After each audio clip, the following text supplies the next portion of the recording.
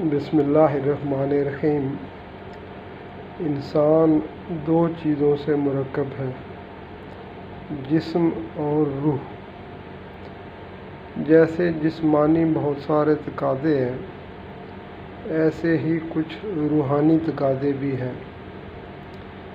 جیسے جسم مٹی اور غبار سے آلودہ ہو جاتا ہے، ایسے ہی روح حرام مال سے آلودہ ہو جاتی ہے۔ میرے پیارو، جیسے جسم کو ضرورت ہے آلودگی سے دور کرنے کی، اور اس کا طریقہ اس کو نہلانا دھلانا ہے، ایسے ہی روح کی آلودگی کو دور کرنے کے لیے سب سے اہم چیز توبہ و استغفار ہے۔ اللہ تعالی ہمیں اس کی سمجھ عطا فرمائے، آمین۔